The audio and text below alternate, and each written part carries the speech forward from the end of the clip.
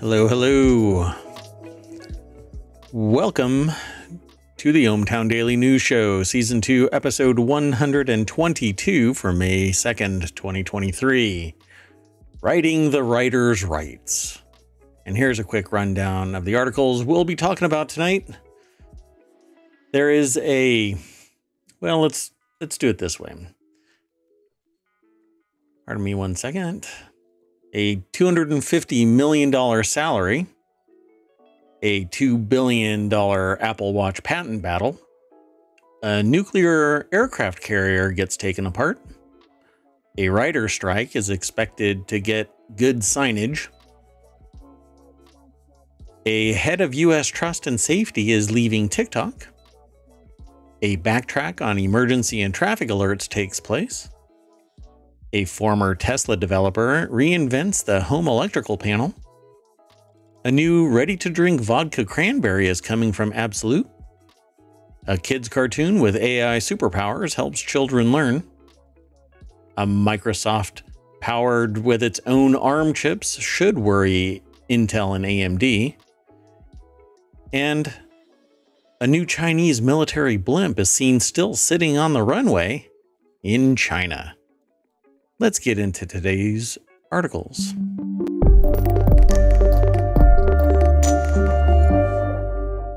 Hello, I am Mayor Watt. That is ohmtown.com, and up above me is the one, the only, the AI.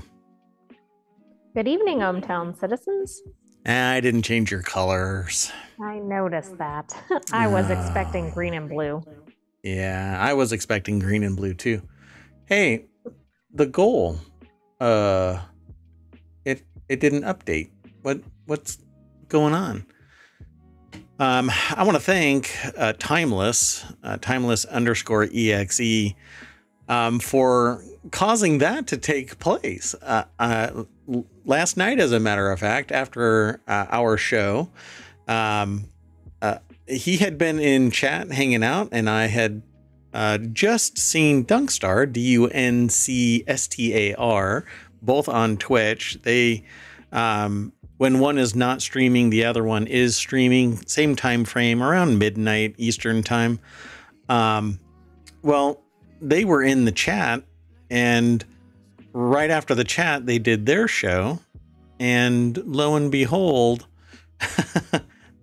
they said, well, it's a real shame that this goal is sitting at 99%, and we jumped over it to 104. So there is a new goal. Let me do this. Let me see if I can. I'm going to end the goal. I don't know if it's going to update in real time. This is actually kind of bothering me, but I'm going to start a new goal. And well, thank you, Timeless, for sending us over 100%. I think I don't know why it's not updating. That's really irritating, but that's got to be an OBS thing. But yeah, definitely. I want to thank Timeless _exe. He goes by Timeless, but Timeless is definitely the one that instigated this, and Dunkstar's community is the one that came over and followed. Really do appreciate Dunkstar. I don't stream as often as I don't know, a lot of people who are just starting out. You stream for a little bit, and then you have to take a break and work, basically. But I'd like to do this more, and that means I have to request followers. I have to get people coming to the channel and chatting and kind of, it's an internal and external motivation, sociologically speaking, right? And I shouldn't worry about that kind of stuff and just do it for fun. But I do it for fun, and it's really important that I grow the community. And I'm just starting out. Only do it an hour a day, which means that people may not be able to just pivot real quick for an hour, find value in that, etc. Right? That's why we have the YouTube channel and all of the shows there, and the podcast and all of the shows there.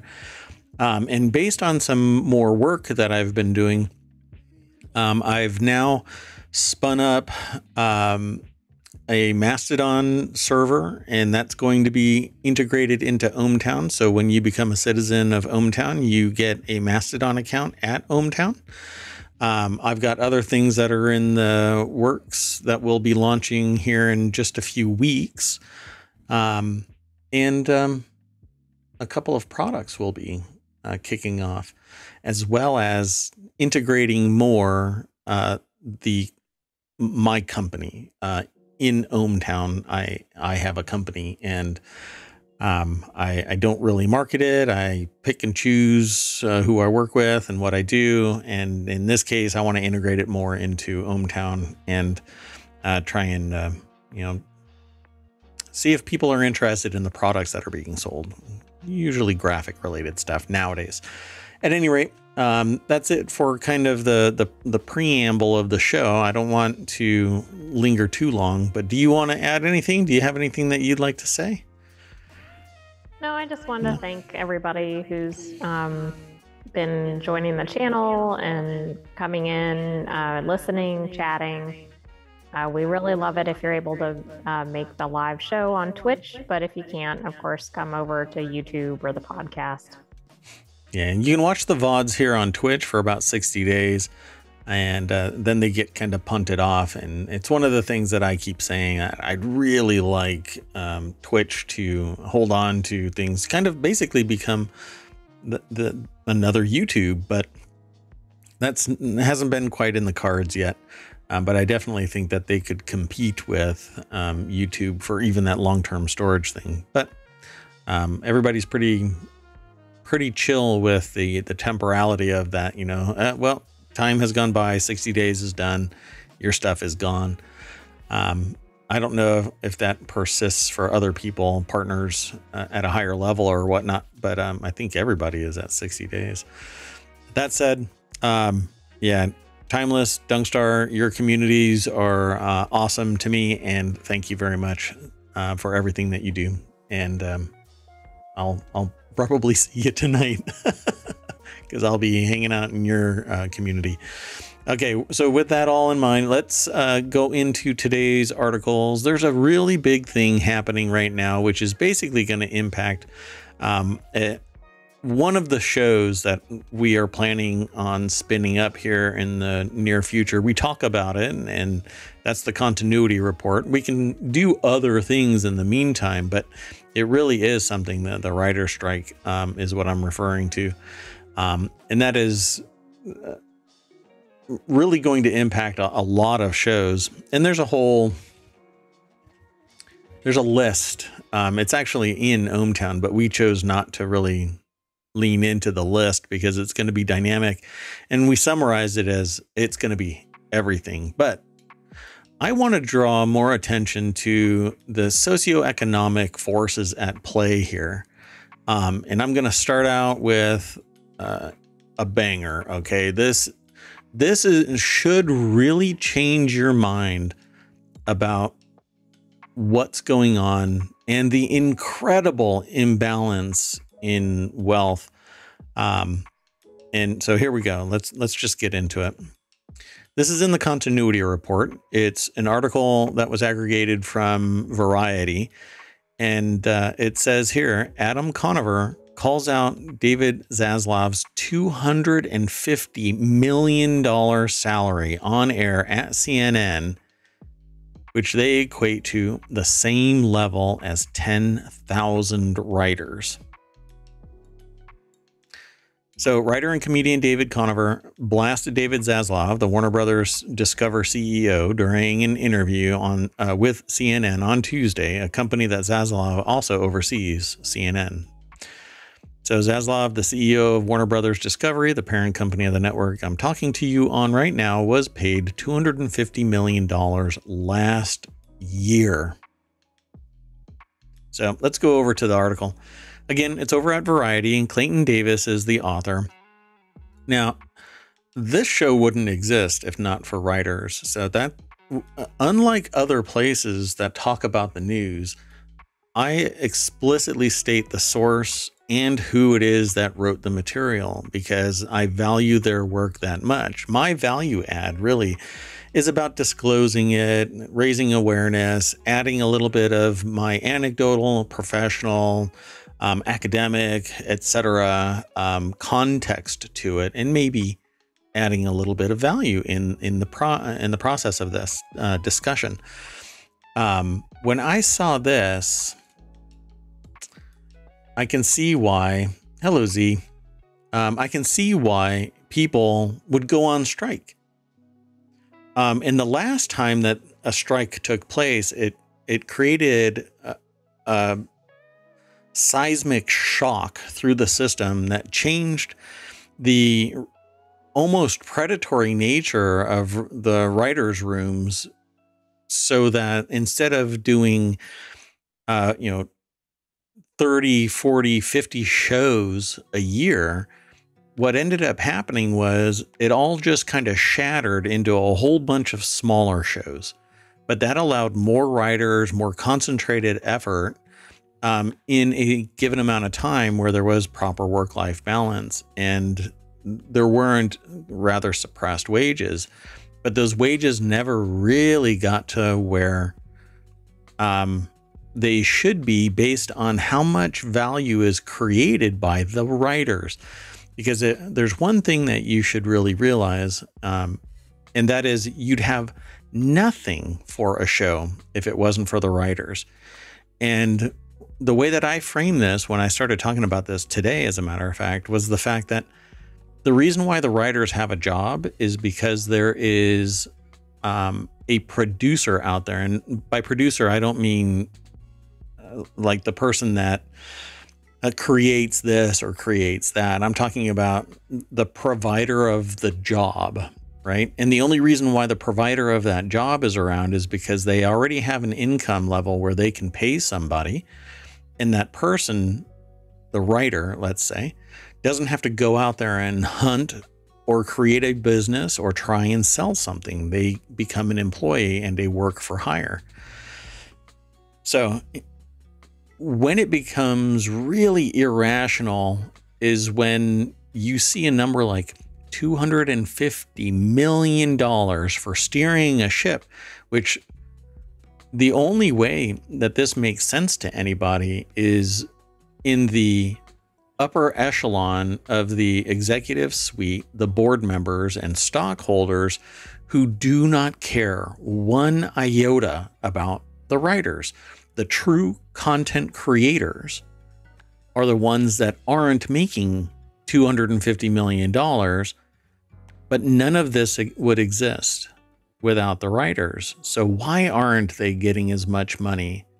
It's because the producer class basically says, well, we're giving you an opportunity. And I've actually been confronted by one of these types of people where they walk up to you and they say, you know, we gave you an opportunity to do this and you really should be giving back more. And I flat out told that person they could blow it out their blowhole, and walked away. That whole thing ended right there that day. But not everybody can do that. And writers certainly can't when they're sitting in LA, San Francisco, New York. But this really pulls you out of reality into the absurdity of the socioeconomic imbalance where somebody's making $250 million off the backs of creators simply because they know how to steer a ship. And frankly, I don't know. Warner Brothers Discovery is basically a whirlwind of closing this, starting this, changing this, mergers and acquisitions. It's just a juggernaut because people have enabled mergers and acquisitions. And now the banking community is the same freaking way. Mergers and acquisitions have concentrated wealth, power, and influence to a relative few. And more people just have to say no. So Conover, a Writers Guild of America member and creator of True TV's Adam Ruins Everything, also called out Netflix CEO Ted Sarandos, who made $50.3 million in 2022, a 32% increase from the previous year.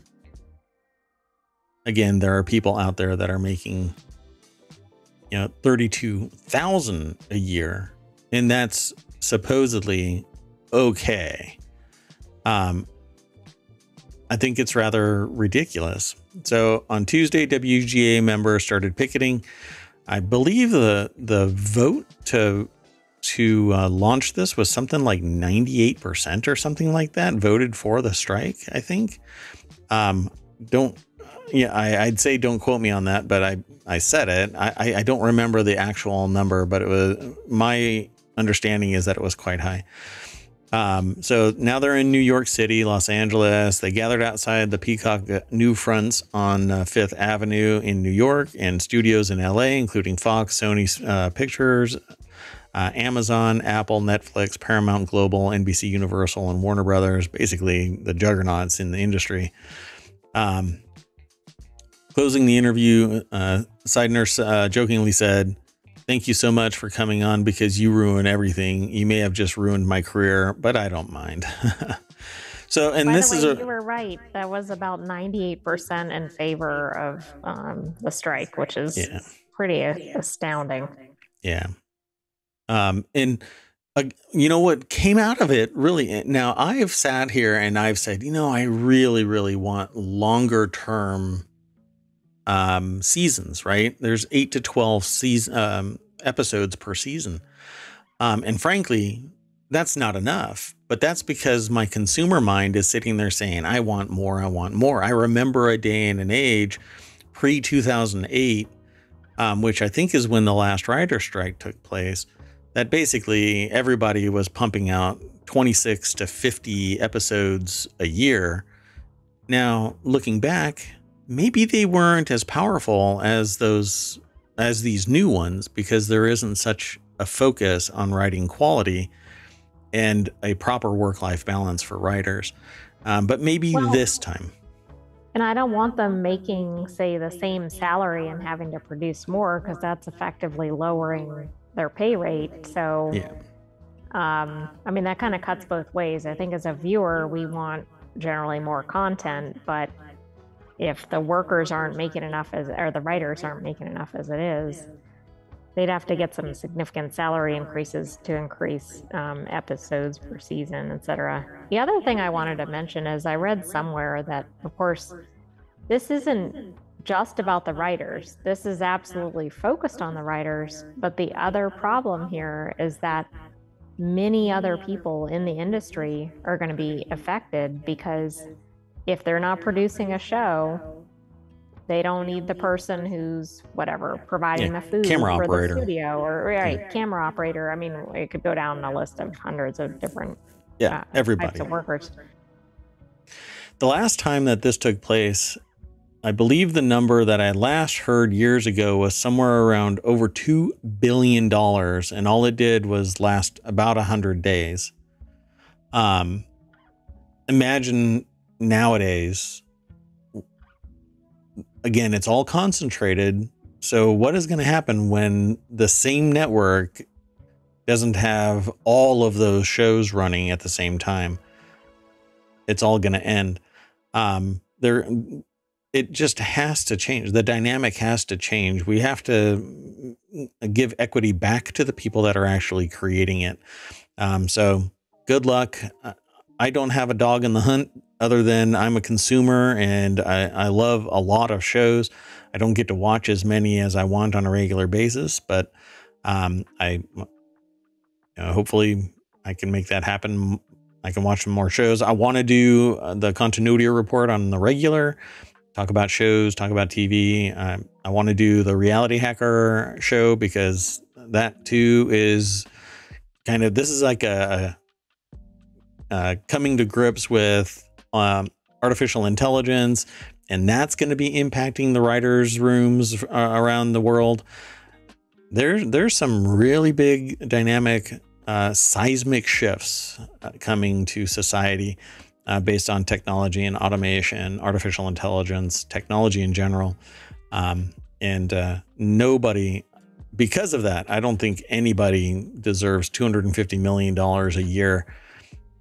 Simply because it's the engineers, it's the writers, it's the real boots on the ground that's making it happen. And this is just predatory. This is just unbelievable wealth being shifted over to people who aren't doing even close to what the real content creators are doing. So Let's move on to the next article. And this is the next one. Oh, and before I do that, let me throw this URL into the chat so you can follow it. Of course, it's always over at ohmtown.showbot.tv. And the show notes will come out later. And you can always watch it over on YouTube when, if you don't get to Twitch. Well, this next article is in the Smack Talk channel. Latest chapter of $2 billion Apple Watch battle ends in mistrial. Those are always fun. The ongoing U.S. District Court lawsuit from Massimo against Apple ended Monday with a mistrial after jurors couldn't reach a unanimous vote. Apple Watch Health Technology, targeted in the lawsuit, is basically, it says Massimo is a medical firm suing. I don't know what just hit my brain, but anyway, suing Apple for stealing trade secrets to build the Apple Watch. It won its initial case with the International Trade Commission, but Massimo, and I think this is a different Massimo than the Massimo that I know of, brought its charges in front of the U.S. District Court in April. So, wow, this is kind of fast moving, isn't it? Seems like it is. So this article is over at appleinsider.com. Wesley Hilliard is the author of this.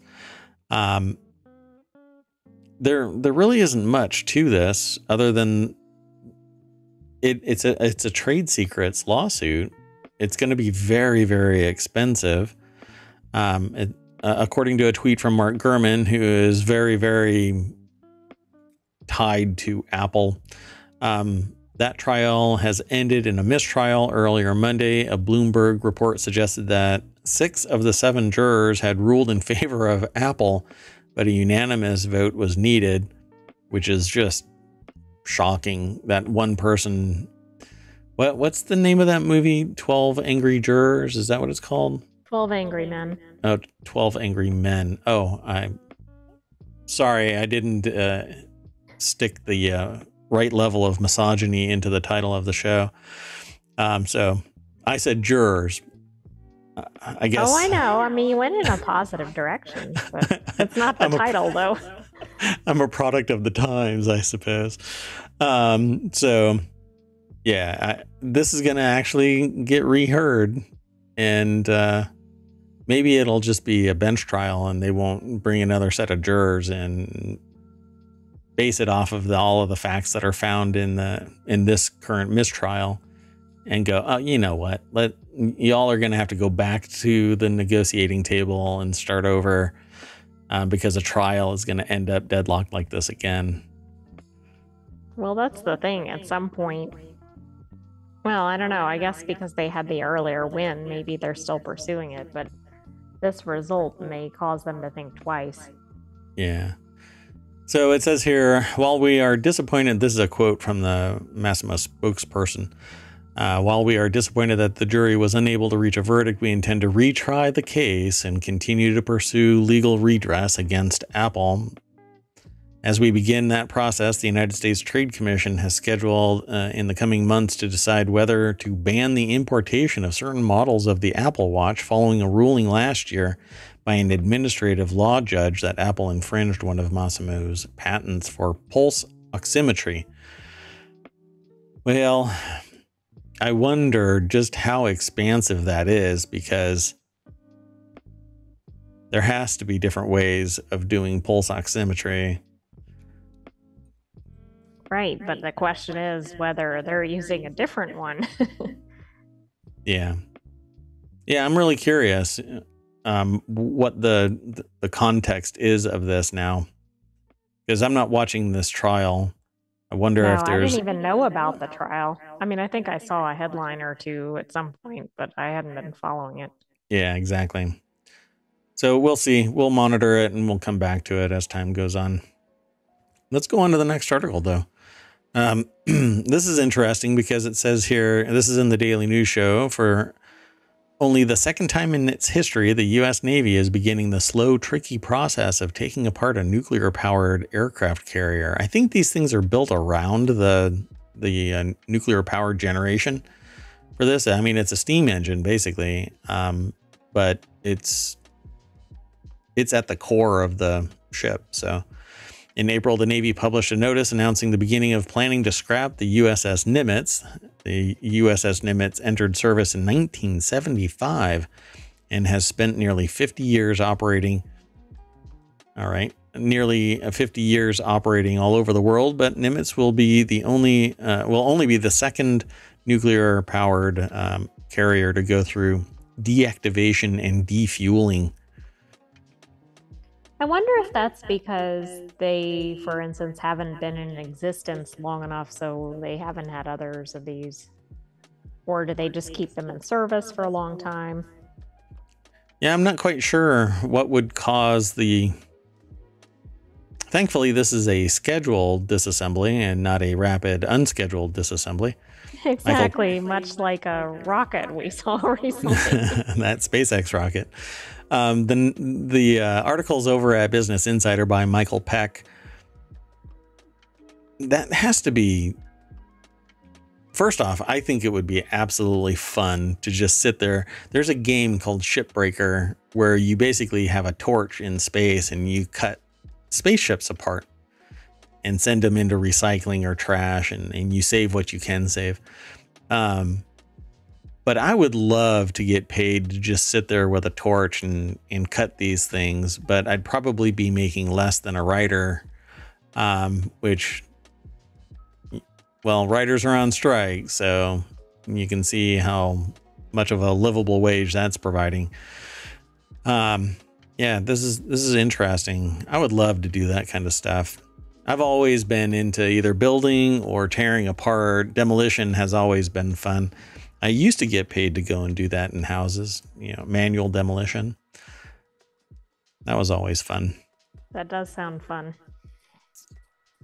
And it's like the it is the inverse of construction, right? So at the end of the day of any construction job, you see, look at what I did. Well, at the end of the day of a demolition job, you say, look what I undid. Yeah, but either way, you can see the results, I would suppose. Yeah. So there's a downside to nuclear powered vessels. Do you dispose of them how do you dispose of them when they're no longer needed? While most ships eventually end up in the scrapyard, breaking up a radioactive power plant is a different matter, especially when it's in a giant aircraft carrier. So you basically just tear the thing out and remove all of the fuel rods, obviously, but everything inside the biocontainment area, which is basically a structure inside the structure, so that if there's any, and it's staged, right? So you have the capsule that is basically nuclear, and then outside of that is a containment wall, and then outside of that is a bio barrier that protects from any leakage from the radioactive cell, etc. And then you take that whole thing out, but it's all irradiated inside, so it's not like you can just crack that thing open like an egg and throw it in a landfill. So it says the Nimitz was commissioned in 1975 as the first of the 10 Nimitz class vessels that comprise most of the current U.S. carrier fleet. It's pretty cool. I dig this stuff. The tech involved is amazing. The fact that it's a weapon of war that's just kind of idling out in the ocean is disconcerting to me. And I wish it wasn't needed, but apparently we embrace tech in a way that I actually said this to a presentation today. We are amazing at finding technology that we can leverage both for good and for bad, and we utilize it. Yes, indeed, both good and bad. And just the other day, the godfather of AI basically referred to themselves as Oppenheimer, that they've basically become death because they've created AI with the potential to do great harm. And I hinted at some of that stuff, but we won't talk about it today. The bulk of the Navy's past dismantlement and disposal work is comprised of comparatively low-cost projects, particularly submarines, according to this report. with limited resource demands compared to a nuclear-powered aircraft like the CVN-65 USS Enterprise. A multi-year project with a cost that will potentially exceed $1 billion, noted a 2018 Government Accountability Office report. A nuclear sub costs about $26 million to scrap. Wow. Yeah, where do we put all of this?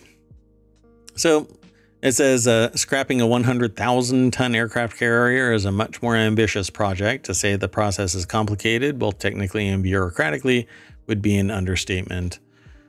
This is apparently the disposal site with reactors from cruisers and Los Angeles-class subs in Hanford, Washington, as of 2009. How much more stuff is going to be buried in this? Yeah, I'm sure the EPA is probably exploding right now. Oh, well, strike that. You don't is mentioned in here. Yeah. Oh, that's why I said it. So 6 years after decommissioning the Enterprise, the Navy can't even decide who will scrap it. Navy shipyards are so overworked that they can't provide required maintenance for active warships, let alone take apart obsolete ones. I'll do it. Just let me set up cameras and I'll stream it. That would be, you know, those videos about people who are mowing lawns? Very, very popular. How popular do you think it would be to film me just cutting into little pieces an aircraft carrier? I think that would get a ton of views. 100,000 tons of views? I think so. That would be fun. Okay, well, there you go, folks. They might still be, in early April, the Navy published a pre-solicitation notice announcing that Huntington Ingalls Newport News Shipbuilding Division would formulate requirements for scrapping the USS Nimitz.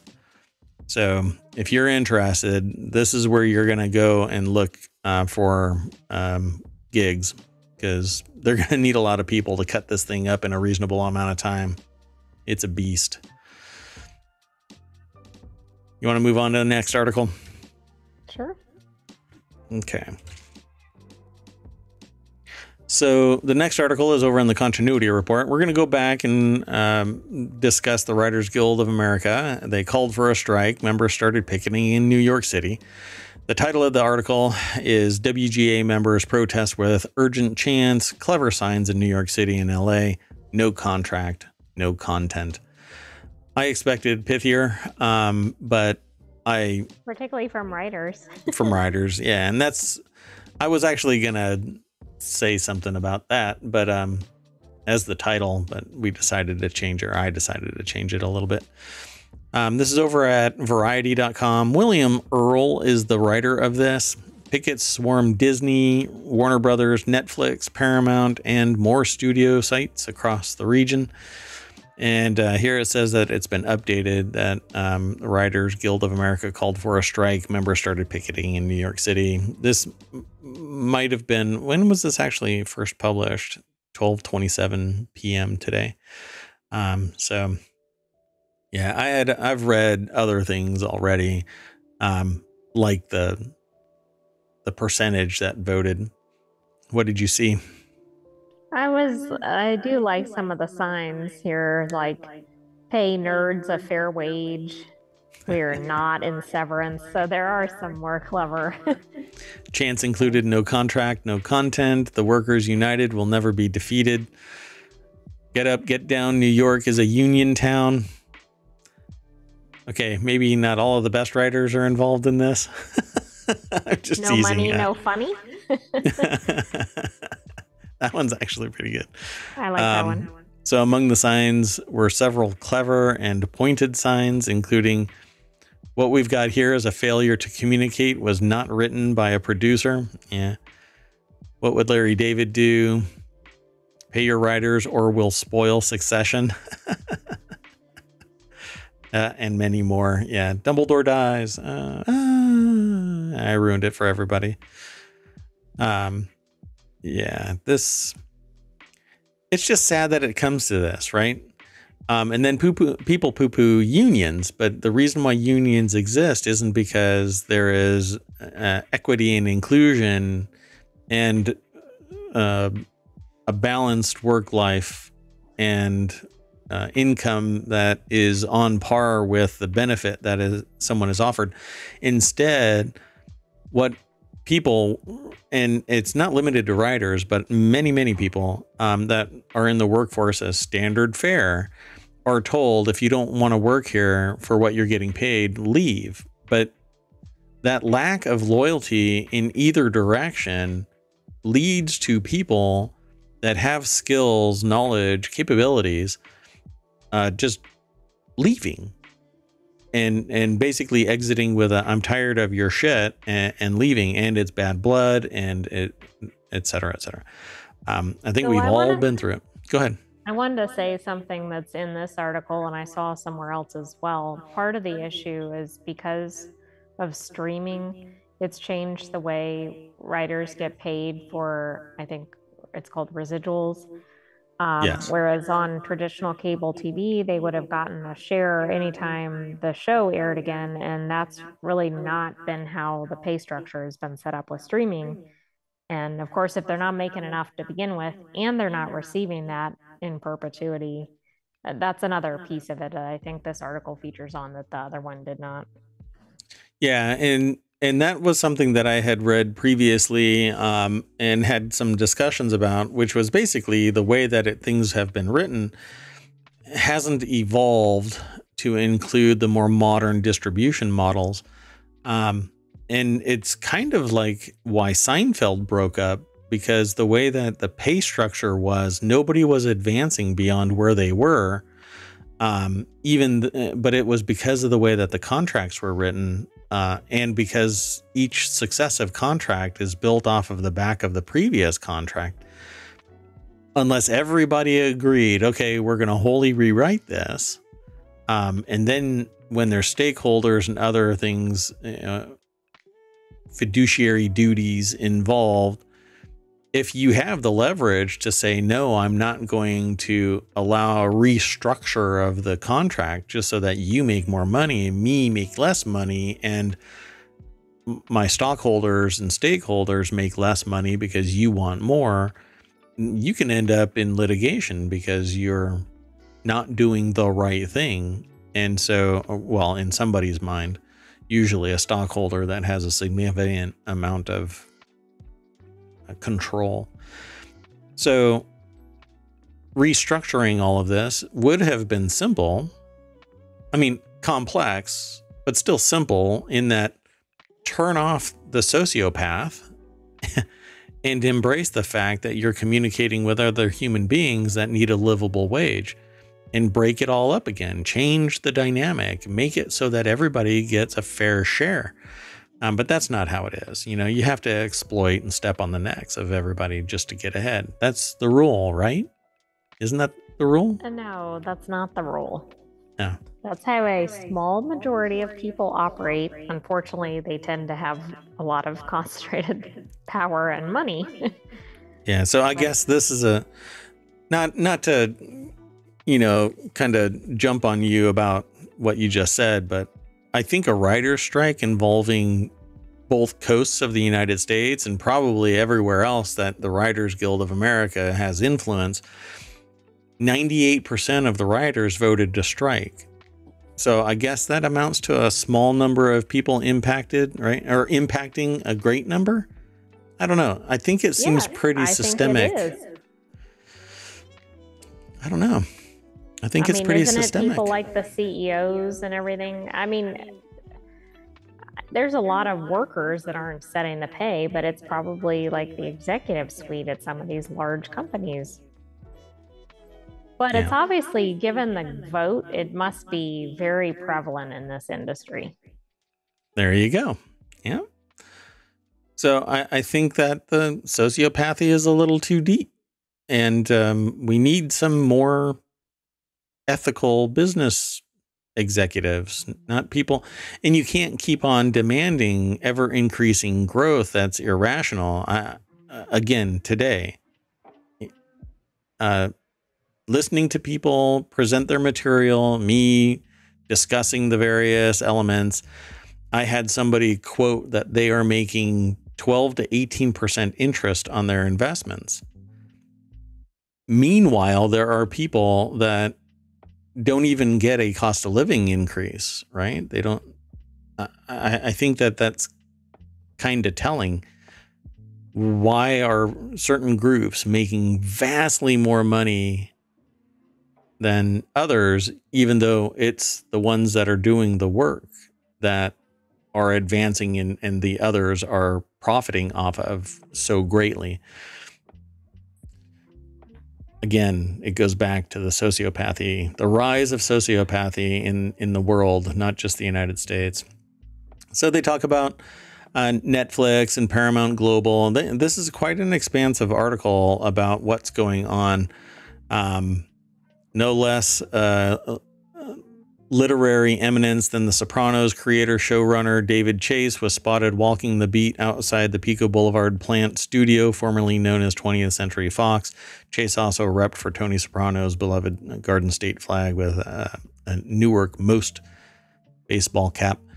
They're basically talking about the various people within this strike. And frankly, to give it justice, there's too many people to list. Not just this, but there are names and people and faces that aren't going to be written about. But when 98% of the body of a union votes to strike, there's something a little bit more problematic. Now I'm curious about the two that held out. Maybe they just weren't there, you know? It's quite possible. Yeah. Let's go on to the next article.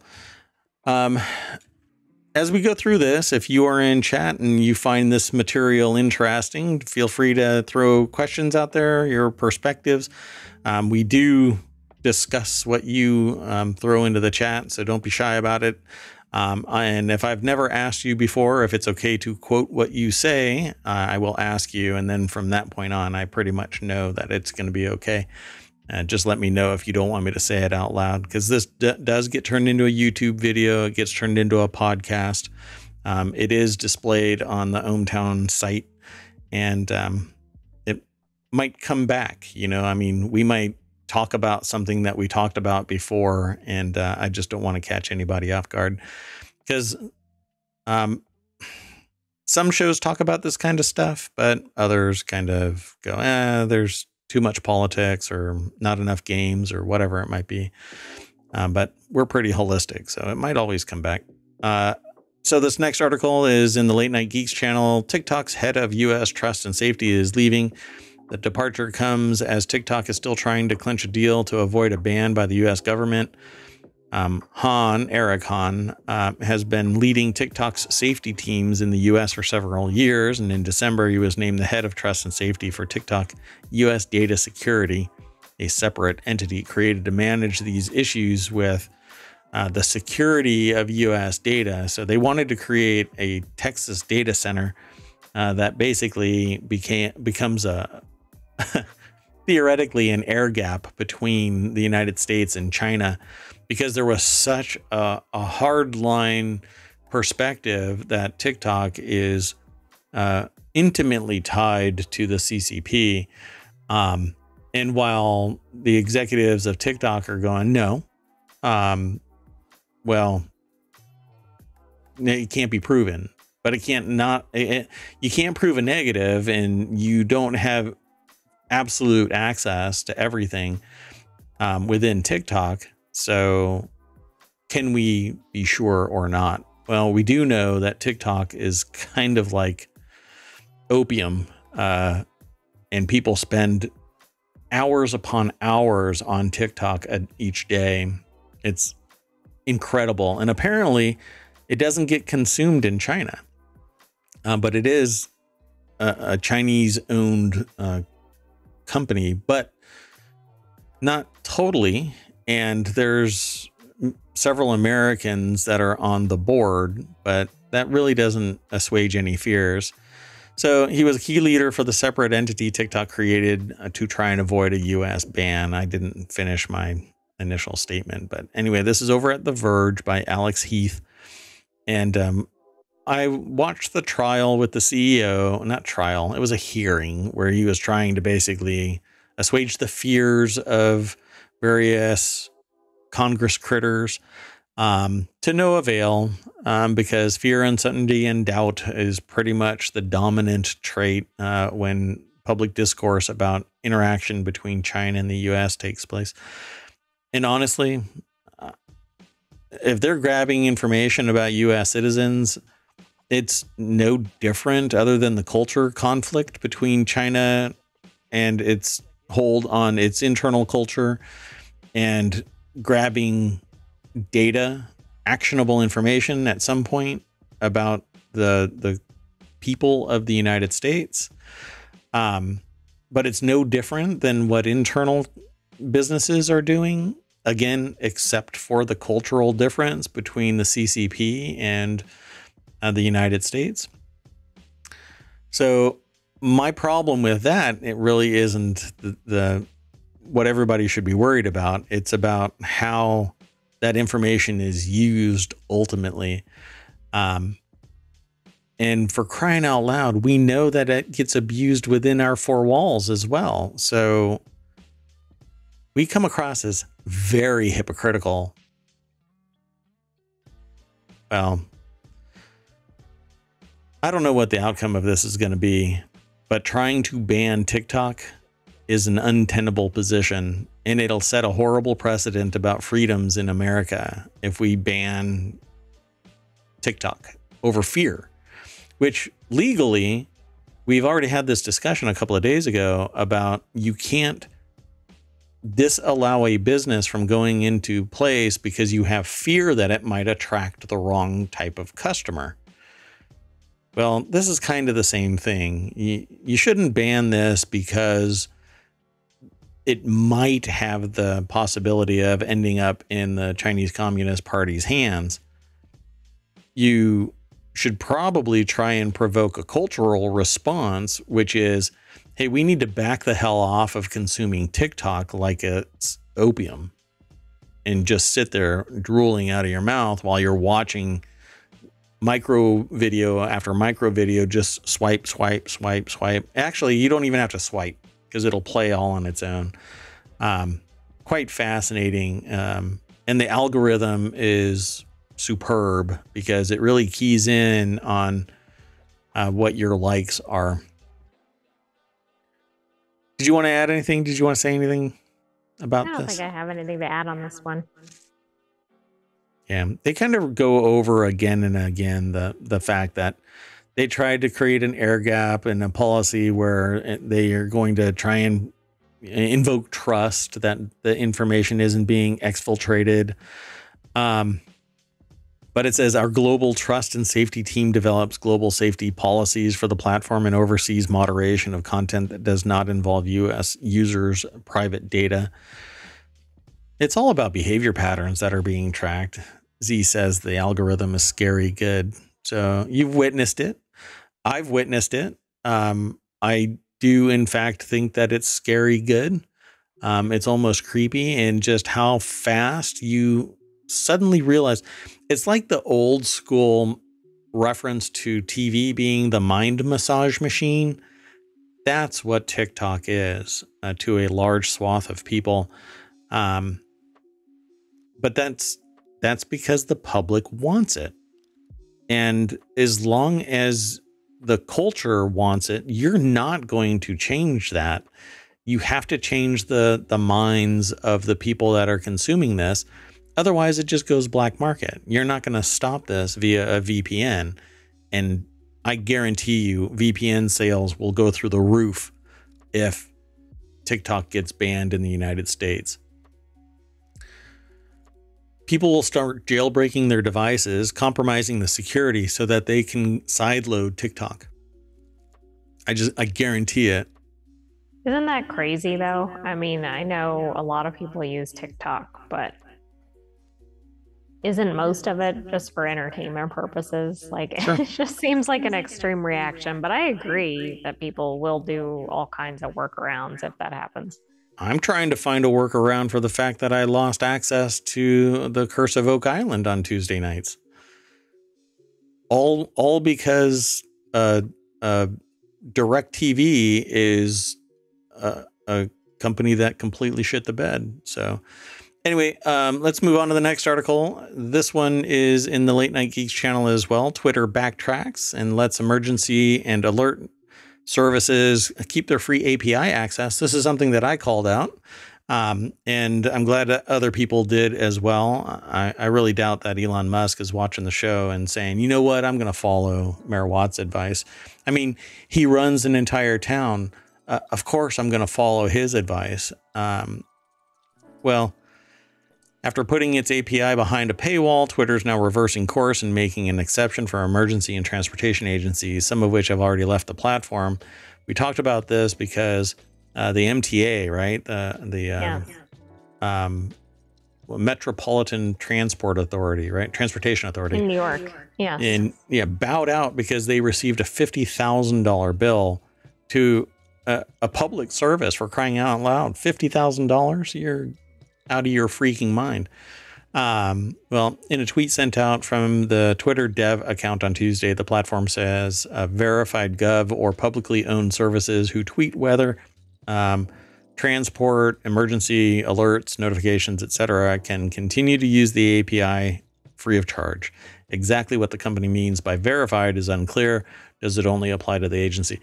That's probably been paying for that blue check mark. I don't know. He's an ass. But Emma Roth is the author of this article over at The Verge.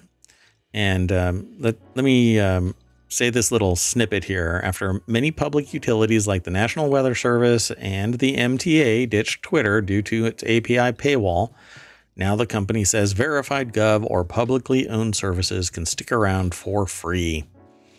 Yeah, I guess the way that Elon Musk lives his entire existence is the populist perspective.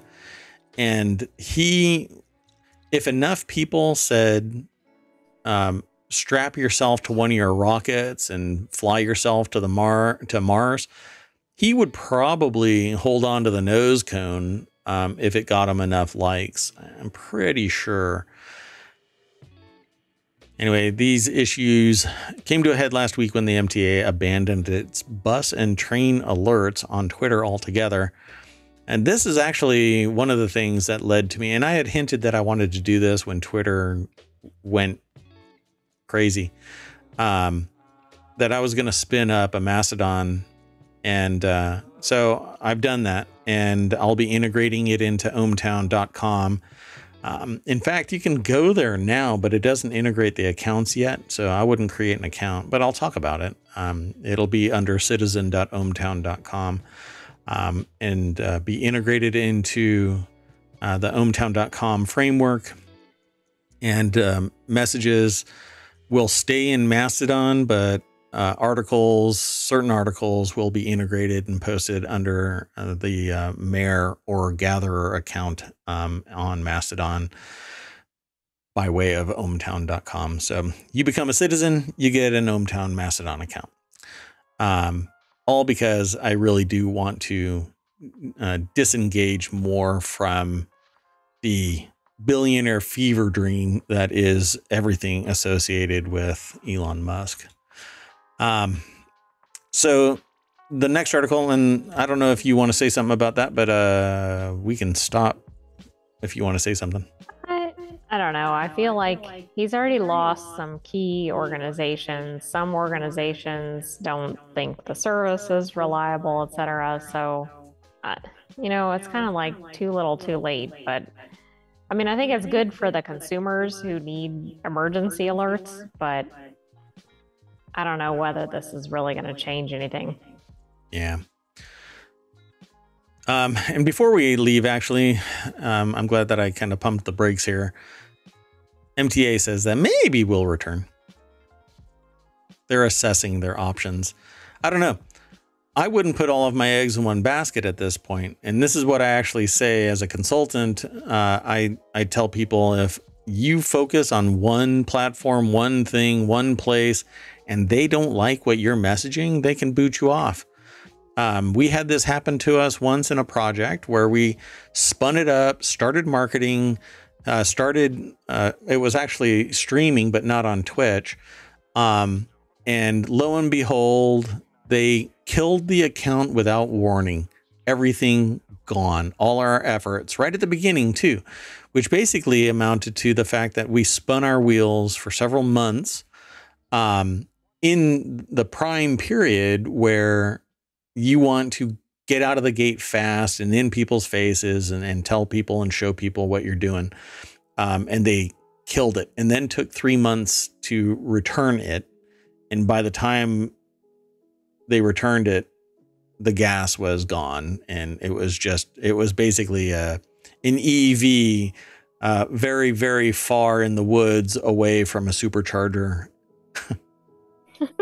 Good analogy, especially since we're talking about Tesla. You mean Tesla? So the next article is in the Hatch Ideas channel. This former Tesla developer is reinventing the home electrical panel. We'll just go straight on over to the article.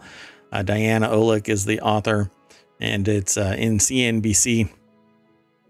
And I'm not really sure what all is involved in this panel, but I'm curious because I'm really interested in home tech, home automation. I have familiarity with this because we here in Mayor Watt's grand estate. It's not that, I mean, it's pretty nice, but I mean, anyway, we expanded our electric for our home lab, and let's just say it's clunky, you know? All it is this metal box with a bunch of mechanical breakers that and a tube that runs a big ugly cable along a wall and into a lab. It's just so, I don't know, analog and kind of blah. Anyway, the span panel is capable of measuring every circuit in your home and giving you, as the homeowner, control over the dials. The device connects to an app that shows the source of a home's power, whether from the grid, solar, or battery, or so the user can see what and how much energy in their house is consuming.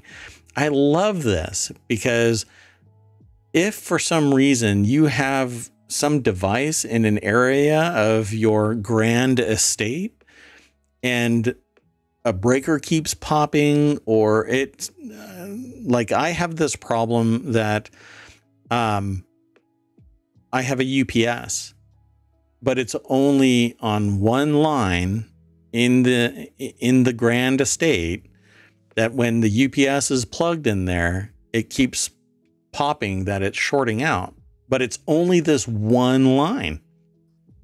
I have no idea how to fix it or what the problem is. And trying to fix something like this is a nightmare, because you have to trace everything to see where the real problem is. And it's high voltage, so it's not like you can just grab a screwdriver and stick it in the outlet and go, oh, okay, this is the bad one. You have to get a professional. And then to remedy it, you may actually have to run new line, which basically means punching holes in walls and cutting holes through studs to run that power. I mean, it's just a real cluster. And really, housing is the idea of this app. I mean, yeah, lets you know exactly where everything is, where it's going, how much is being drawn, the quality of the line, etc. So it says more homeowners are starting to understand that having a home battery or an electric vehicle can back up your home during outage is critical. Rowe said the span panel is increasingly becoming a default solution when paired with resiliency products. Like they say, Tesla's Powerwall. Don't look at the price tag for this so much for getting it for regular consumers. So is that $7,000? Is that it? Yeah. Yeah, but it's an investment. Very accessible, but yeah. I mean, if you're getting a house built, then it's thrown into the mortgage, and it becomes, $7 over the duration of your mortgage. Right, but Well, if you're retrofitting an existing house, it's not real feasible for most people. true. But it raises the price of your house so that when you sell it, you make your money back too. True, I plus mean, you'll probably save money on energy because you're gonna know where you're having problems or using too much or whatever. yep. Well, Span has raised a total of over $230 million from investors, including Wellington, Wireframe Ventures, Capricorn Investment Group, Munich Ray Ventures, Fifth Wall, and Amazon's Alexa Fund. And I've just activated Alexas all over the world. So let's move on to the next article. I think I kind of need to hustle a little bit. Absolut and Ocean Spray are dropping a canned vodka cranberry. I love vodka cranberries. And a ready-to-drink can of those might become my favorite for this coming summer. Here in the States, it's going to be summer soon, and Absolut Vodka is launching a canned vodka cranberry cocktail line in collaboration with Ocean Spray, according to a May 2nd press release. The vodka and cran line, set to release in early 2024, will offer sparkling takes on the bar staple, and I hope that is a typo. I do too, because I was like, well, so much for summer season. Because this is actually the combination that I normally make. It's a vodka cranberry, and it is Ocean Spray cranberry that I use, pretty much because they're dominant in the market. But this is over at vinepair.com. We haven't had much from VinePair for a while now, but Nicolette Baker is the writer, and apparently this is from Absolut Vodka. So that's what it's going to look like. It's kind of interesting that Ocean Spray would kind of lean into an adult drink, considering its family appeal. I agree. I mean, it's either brilliant or not, depending on how you look at it. I mean, you might be able to market to parents, for example, if you're marketing toward families or whatever for their regular juice. Yeah, but how many... I don't know. Maybe I'm just thinking irrationally, that some kid's going to go, oh, it's Ocean Spray and it says cranberry, I can drink it.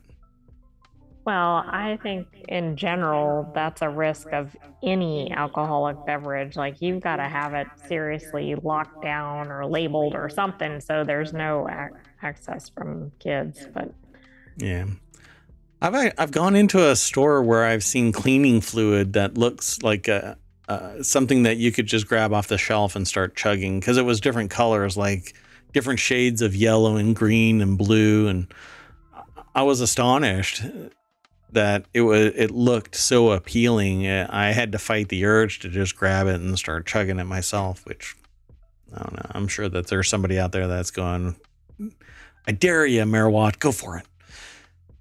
Anyway, this is coming, but it says 2024 here. And I'm almost regretting even bringing this article up, because now it's just teasing me. This is really far lead time, considering it's like a movie, right? Exactly. They tell you it's coming 2 years from now. Forget it's out there by the time it finally shows up. Whatever. Can tease. Okay, so the next article is here in the Mobile channel. Kids' cartoon characters that use AI to customize responses help children learn. When the main character of a kid's TV show can both listen and respond to viewers by using advances in artificial intelligence, youngsters learn more from the program. That's what colleagues and the author found in a series of peer-reviewed studies. So let's go over to phys.org. Ying Zhu from The Conversation, which is a podcast, writes this article for phys.org. It says, we are partnering with PBS Kids to incorporate conversational AI like Siri or I should say Alexa, into a popular science show for preschool-age children called Eleanor Wonders Why. In the interactive version they created, the main character, a curious bunny named Eleanor, poses questions to children. She then listens to their responses and replies with feedback specific to their answers, or provides additional clues when needed. Spectacular, but a little scary. So it says, for example, go ahead. I was throwing like an error message. I'm like, doesn't that mean they're recording the kids' conversations? Yeah.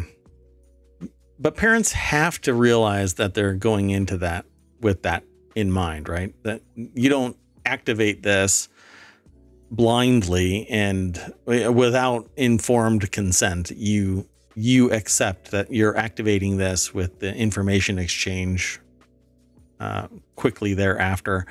So, for example, in an episode about liquid thickness or viscosity, Eleanor and her friends try to get ketchup out of a bottle by shaking and squeezing it, but the ketchup remains stuck inside. Eleanor turns to the viewer and asks, "Why do you think ketchup isn't coming out?"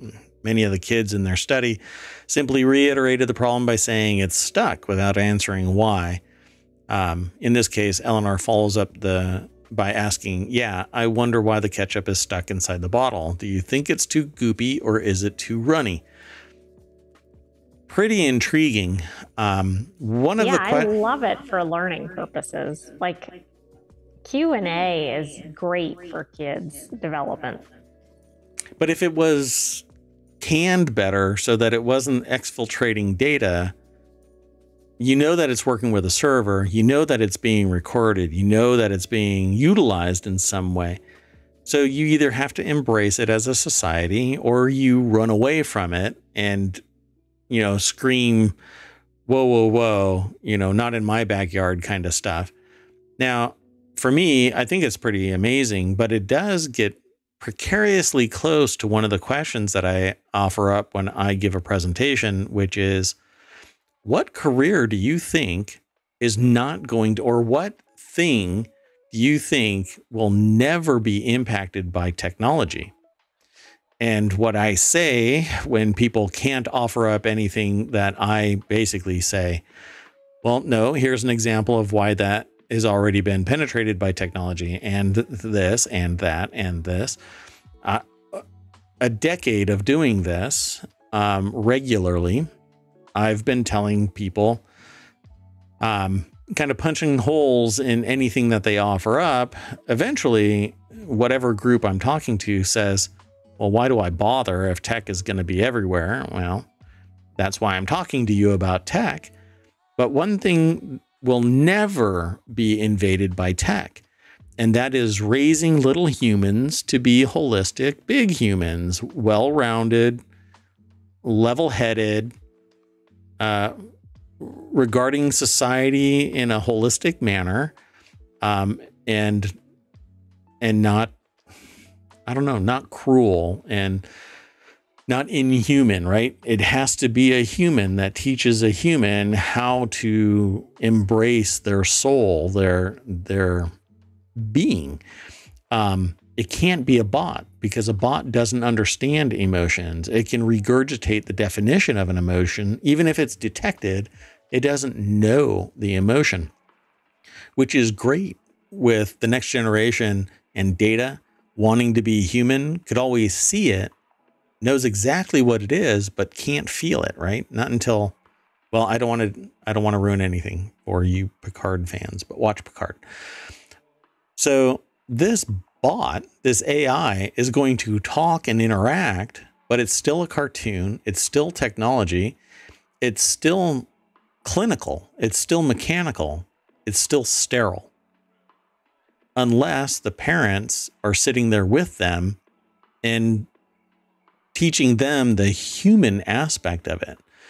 So this is getting really, really close to breaking down that last barrier that I keep thinking is going to persist, which is, can you make a small human a big human sans the human? And can you make a fully functioning adult human by doing that? Because I'm sure you could make a human, but... So they carried out several studies. It says to test whether this interactive format indeed helps children learn more. And in one study that they presented at the 2023 American Educational Research Association annual conference, they divided 240 children into 3 groups of 80. The first group watched the Eleanor Wonders Why episode in the interactive format they created. The second group watched the original broadcast without any questions or responses from Eleanor. And the third group watched a semi-interactive version similar to Dora the Explorer, which doesn't rhyme. Anyway, it should be Dora the Explorer. Anyway. Not if you're trying to teach kids language. Where the main character asks a question, pauses as if she is listening, and provides a generic feedback kind of loop thing. After the children watched the episodes, they assessed their understanding of the science concepts that were presented, including aerodynamics and reptile shedding. I hate when I shed reptiles. I get all over my shoulder. Very uncomfortable. We found that children who watched the fully interactive episodes answered 63% of the assessment questions correctly, compared to 56% of those who watched the non-interactive versions. And children who watched the semi-interactive version performed in between, correctly answering 61% of the questions. So this is marginal. I expected something dramatically more. I thought it was going to be like 70, 20, and 50 or something. Yeah. And it really does. There's a problem here in that there are different capabilities with each human that might be in each of these cohorts, and 240 broken into 80, groups of 80. It gives some statistics, but generally a 2% increase. Yeah, and then I wonder, could they do one where they have the same cohort and they do watch different styles and they get tested on the content for each style? Of course, the content would have to be different, but... Yeah, and then that's the variable.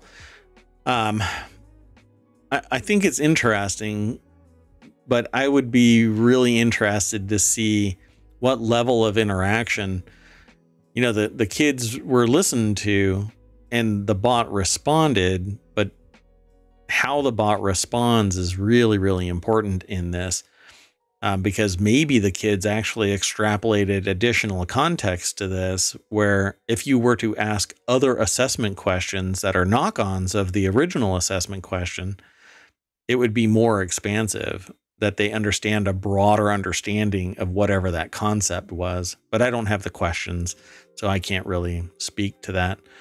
But now I'm curious. Unfortunately, one of the biggest problems that I suffer from is to get access to research journals is astronomically expensive, and they don't just hand those out to everybody whenever you ask, regardless of what your position is. You could be a PhD in nuclear physics, but they're not going to give you access to a computer science journal simply because you're a PhD in nuclear physics. You really would have to end up getting connected in some way. But I want to know more and hunt down these research journals.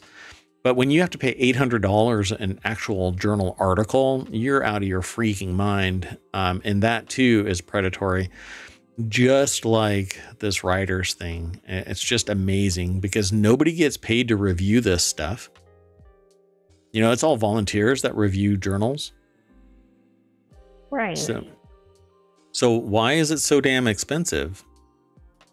Most research is funded by grants, and the money to get access to the journals if it does get kicked back, it's being kicked back in a weird way that I've never found out. But it seems extraordinarily exploitive to information that's already been bought and paid for and should be exposed to the masses.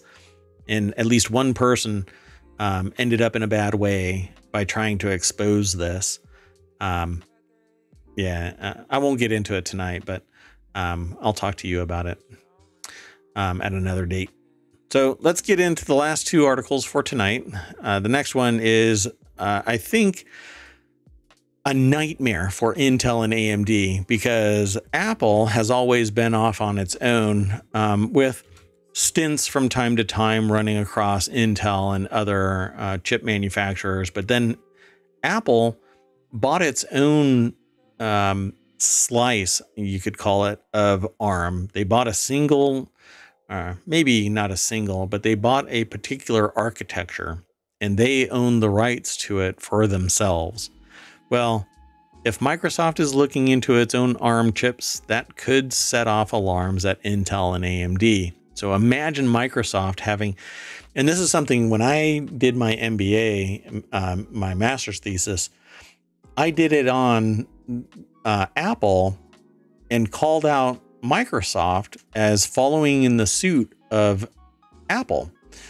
And sure enough, not only did I predict the app pricing in Microsoft, but its entire pivot across the board for its software and business models. And sure enough, it continues because Apple bought its own ARM chipset, and now Microsoft might be looking at its own ARM chipset.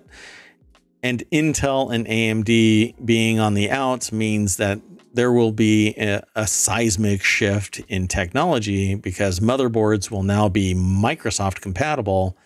Older versions might be Intel and AMD compatible, but at some point Microsoft could pivot Windows to be just as efficient and capable as Mac OS. I think Microsoft is too clunky, unwieldy, unstable, but maybe they'll do it. Microsoft appears to be going on a hiring spree aimed at bolstering its ARM, chip expertise. Some recent job listings seen by Windows Latest, it's a website, suggest the company is ramping up efforts to build its own system on a chip, or SoCs, potentially with a view of leveraging them with future Windows versions. So basically what I just got done saying. So the job listings as described by Windows Latest suggest Windows is in the market for a few key roles in silicon engineering to join its Microsoft Silicon team. The main hire being principal system on a chip silicon architect who would need to be handy with both CPU and GPU architectures. Now, this is an article that's over at PCGamer.com by Jacob Ridley. And sure enough, look at that. They say what I just said. Apple's gone ARM. Now Microsoft might be having a look at its own ARM chips. Where does that leave x86? Well, it leaves it in a lurch. By the way, ARM, I believe, just announced its IPO. And let me make sure real quick. Oh, I have so many tabs open. I would not be surprised if my computer crashes. It won't crash. I think this system has like 128 gigs of RAM.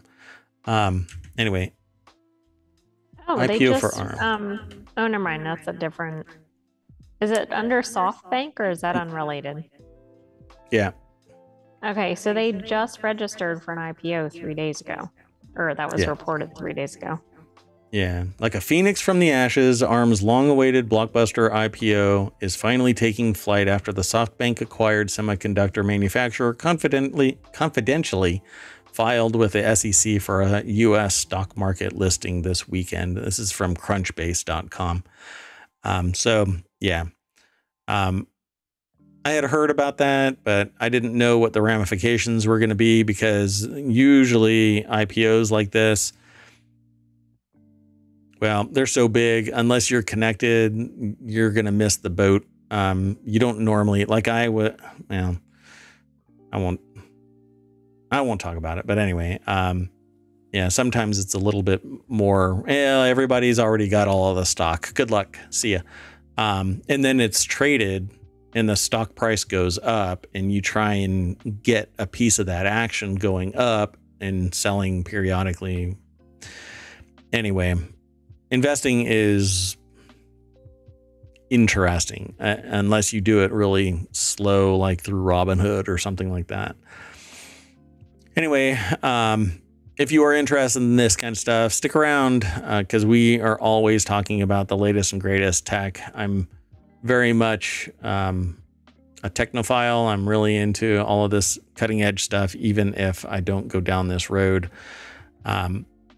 Microsoft switching to ARM and optimizing itself, it will basically be Apple. And that's interesting, but will they be as capable as Apple? I don't think so. I have never seen, for whatever reason, Apple and Microsoft and many other companies seem to wobble around when they're too big they acquire something, they change the name of something, and then they twist it and contort it and mess up the technology and then rename it and then break it off and then reacquire it. And it's all just batshit crazy. Somewhere in there, they make their billions and then they go, well, we made our billions. Let's just cut our losses now and sell it at a fraction of the cost of what we purchased it at.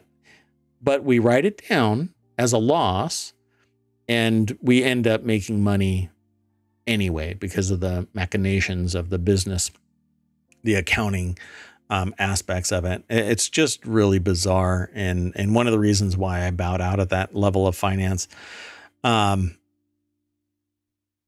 Anyway, I think that it's going to be bad, particularly for consumers, because it's either going to end up being a completely separate, a subset of technologies, which won't be compatible, or it's going to be clunky and slow because it has interoperability, which means no optimization for either of the chipsets so that it can actually communicate.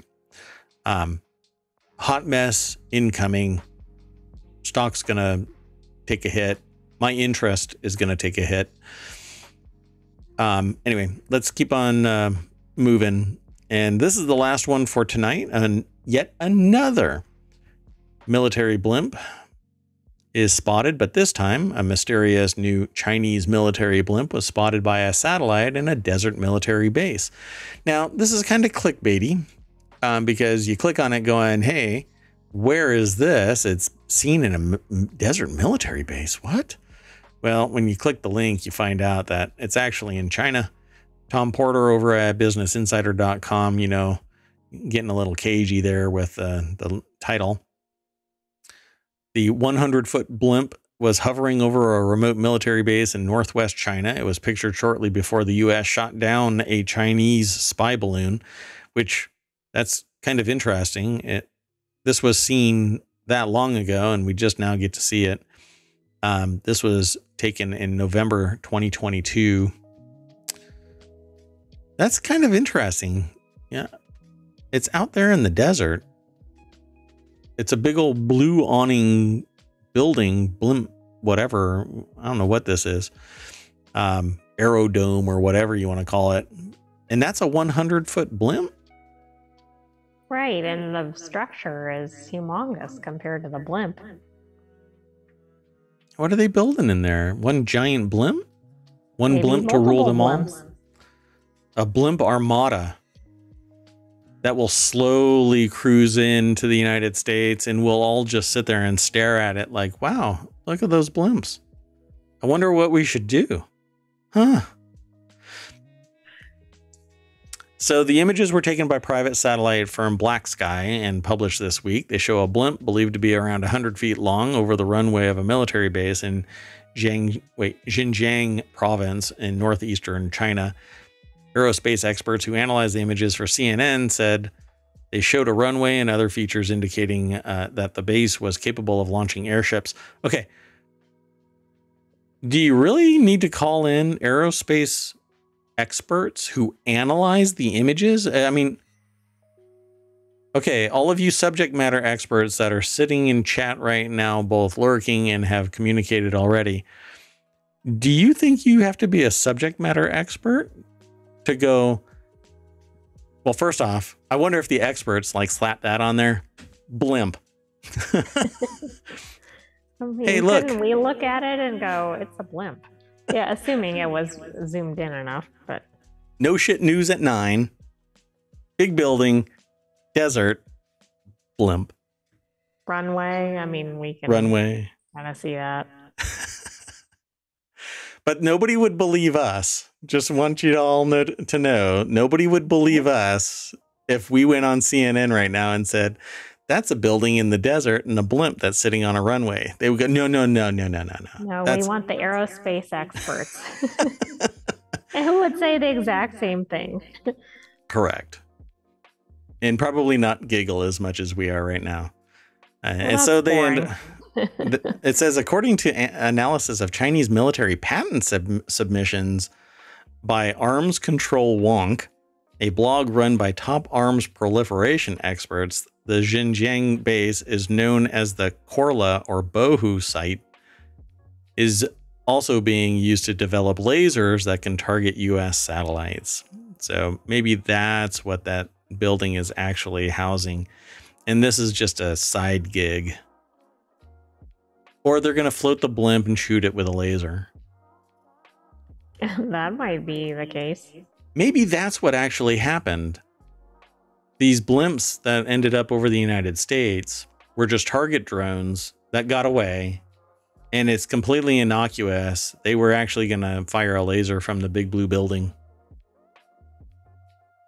Look, I'm trying to find a rationale for why there's this sudden burst of blimps all over the planet. Some are going down into Mexico, some are floating over Hawaii, some are floating across the United States. Apparently they're over Europe as well from time to time. I don't know. What do you think? Think I have a good read on this? Target drones that got away. I think we don't see everything that's happening, and maybe the blimp is something they want us to see, but that might not be really what the purpose of the site is. Or maybe China is going the way of Wyoming and using blimps in warfare and espionage that's from the 1900s. That could be true. A little bit of... They did want to buy up U.S. farmland, I think, so that's not as far-fetched as it sounds. Very true. They wanted to do it in bulk. Maybe that's what they were using the blimps for, to scope out land to purchase. That looks like a great property down there. Too bad there's a military base on it. I hope nothing happens to that military base. Oh, did I say the quiet parts out loud for the China blimp pilot? You usually do. I do usually. Okay, folks. Well, that's it for our ohmTown Daily News Show. We've got 11 articles, I think it was. We'll bring you back to the front page and mash that little welcome sign. It's actually ohmTown, but then you get a whole bunch of new articles. Marvel's Midnight Suns for PS4 and Xbox One launch on May 11th alongside DLC number 4, Bloodstorm. And apparently the Switch version has been canceled. And a whole bunch of others. Apple Maps redesign expected to go live in Taiwan. We're on the cusp of a worldwide developer conference, the likes of which might be vastly different than others because it will be the first Apple-born VR, AR headset and not just another phone, not just another music player, not just another computer, but something that adds to their vertical, widens their product offering, and penetrates a new market that others will end up copying. If they don't get a patent lawsuit from somebody somewhere. Yeah, it's going to be an interesting next few months. And I just hope that that isn't going to be a $3,000 headset. Anything interesting that you want to talk about before we end for tonight? No, I think you've hit some of the highlights from the main page. Right on. There's other news, but it's not necessarily stuff I want to feature. Other news, but you don't want to feature. All right. So let's do this. I would like to transport those of you who are in chat over to someone. So who should I send you all to? Dun, dun, dun, dun, dun. I'm trying to get everything set up, but come on. Oh, God. Did it again. Let's see. How about... Let's see. Oh, I'll send you all to Rando Taka. Okay. So thank you all for hanging out. I'm going to send you all over to Rando Taka. Thank you very much again. I am Mayor Watt. That is ohmtown.com. And up there is the AI from on high, the one, the only AI. You want to say goodnight? Good night, hometown citizens. We'll see you again tomorrow at 9 p.m. Eastern. We will. Bye-bye.